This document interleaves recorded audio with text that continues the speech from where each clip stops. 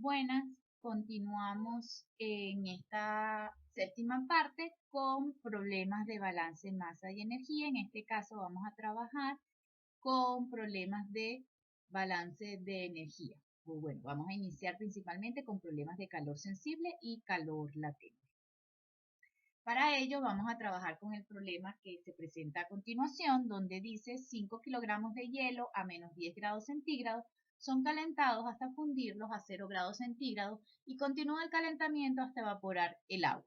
Los vapores saturados salen a 100 grados centígrados. Calcular los valores de diferencia de entalpía involucrados en el proceso.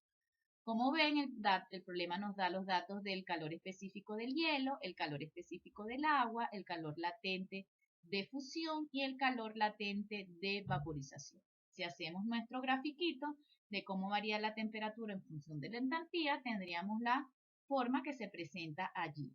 ¿Ok? Iniciamos en el punto A, que está el hielo a menos 10 grados centígrados. Empezamos suministrando calor hasta que llegamos a 0 grados centígrados. Entonces, en este espacio tenemos un proceso de calor sensible donde lo que se hace es aumentar la temperatura del hielo. Luego, al llegar a 0 grados centígrados, como saben, empieza allí el proceso de fusión, ¿ok? Entonces, un proceso de calor latente donde hay un cambio de estado sin variación de la temperatura. Entonces, iniciamos en 100% hielo, mientras aumentamos la energía, estamos aumentando la cantidad de agua, ¿ok? Tenemos mayor cantidad de agua y menor cantidad de hielo, hasta que llegamos al punto C, donde transformamos todo el hielo en líquido. ¿Ok? Entonces aquí tenemos el calor latente de fusión asociado. Luego, si continuamos calentando, entonces empieza a aumentar la temperatura del líquido hasta que lleguemos a 100 grados centígrados, donde entonces empezaría a evaporar el agua. Para calcular entonces cuáles son las entalpías asociadas a cada uno de estos procesos, tenemos que recordar entonces que la entalpía asociada al tramo de calor sensible o el calor asociado viene dado por la masa, por el calor específico del material que estamos trabajando y la diferencia de temperatura involucrada. Mientras que en el calor latente sería igualmente el producto de la masa por la diferencia de entalpía del estado inicial al estado final, ¿ok? Si trabajamos con todo un proceso de fusión, entonces sería el calor latente de fusión. Si trabajamos con todo el proceso de evaporación, sería el calor latente de vaporización.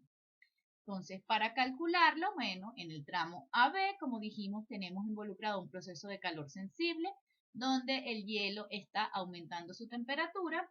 Entonces, nos quedaría que sería el producto de la masa, que en este caso son 5 kilogramos, por el calor específico del hielo, en este caso, según los datos suministrados, es 2,05 kilojoules sobre kilogramos grados centígrados, por la diferencia de temperatura, como estamos pasando de menos 10 a 0 grados centígrados, la T1 sería menos 10, la T2 es igual a 0 grados centígrados, entonces masa por calor específico por T2 es 0, menos T1, ¿ok? Porque tenemos menos y bueno, T1 es menos 10, nos da un valor de 102,5 kilojoules.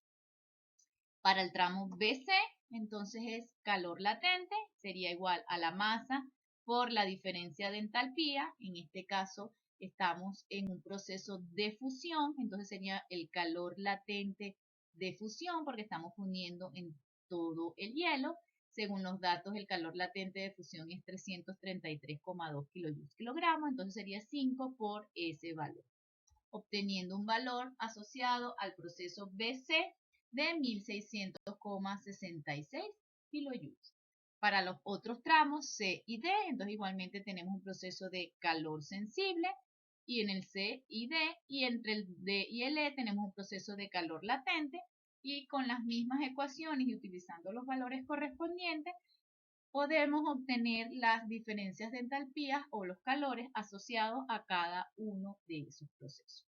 ¿Por qué es importante conocer y saber cómo calcular los calores sensibles y los calores latentes? Porque en el procesamiento de alimentos se trabajan con muchos procesos que involucran, bien sea calentamiento para preservar el alimento por altas temperaturas o enfriamiento para poder preservar los alimentos por bajas temperaturas. Entonces necesitamos conocer cuáles son los energías asociadas a cada uno de esos procesos para saber qué cantidad tenemos que suministrarle al alimento en el caso que quisiéramos calentar, bien sea para un proceso de secado, de deshidratación, de evaporación, de esterilización, o para qué cantidad de calor necesitaríamos retirar si estuviésemos hablando de procesos de conservación de alimentos por bajas temperaturas, bien sea refrigeración o congelación de alimentos. Entonces ya sabemos de esa manera cómo podemos estimar los calores sensibles y los calores latentes asociados a los diferentes procesos. Ahora vamos a ver un ejemplo en el cual nos va a permitir poner en práctica el uso de las tablas que vimos anteriormente para poder conocer los vapores los valores de las entalpías, bien sea del vapor saturado, del líquido saturado o del vapor sobrecalentado. El ejemplo dice, el problema dice determinar la entalpía del vapor a 120 grados centígrados con 80% de calidad. Si nos están diciendo que tenemos 80% de calidad, quiere decir que tenemos una mezcla vapor saturado, vapor líquido, ¿ok? Entonces tenemos que trabajar con las tablas de el vapor saturado. ¿Cómo ubicamos el valor de la entalpía? Bueno, necesitamos ubicar primero la temperatura y luego ubicar entonces la zona de entalpía, donde entonces podemos encontrar que está tabulado la entalpía del líquido saturado, es decir, 100% líquido, la entalpía del vapor saturado, que sería 100% vapor, pero como en este caso el problema nos está diciendo que tenemos un 80% de calidad, quiere decir que hay una mezcla líquido-vapor. Recuérdense que en las láminas anteriores habíamos visto que teníamos las ecuaciones para calcular, ¿ok?, el valor de la entalpía cuando estábamos en situación donde teníamos mezcla de líquido-vapor. Podríamos utilizar cualquiera de estas tres ecuaciones. En este caso vamos a utilizar la ecuación número 2. Y lo que tenemos es que, bueno, dice que la entalpía para ese porcentaje de calidad sería igual a la entalpía del líquido saturado, que según la tabla es 503,71, ¿ok?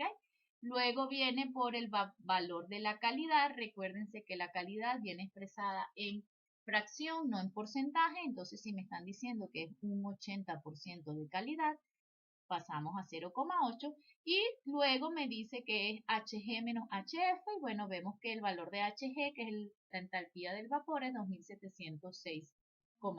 Sustituyendo y resolviendo nos da un valor de 2265,78.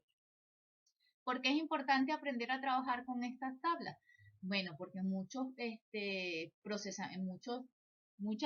las operaciones en las cuales se procesan los alimentos utilizamos como medio de calentamiento vapor saturado. Entonces necesitamos saber cuáles son las propiedades de ese vapor saturado, el cual generalmente va a ceder todo su calor para calentar el alimento. Por lo menos un ejemplo de vapor saturado lo podemos encontrar en el procesamiento por evaporación, en donde lo que queremos es eliminar el agua presente en el alimento por ebullición de la misma. Entonces allí tenemos un intercambiador en la cual el vapor saturado se utiliza como medio de calentamiento para transferir ese calor al alimento que va a permitir a evaporar el agua. Entonces, como en todas nuestras clases, vamos a dejarles planteados dos problemitas para que pongan en práctica los conceptos vistos en la clase. Muchas gracias. Nos estamos viendo.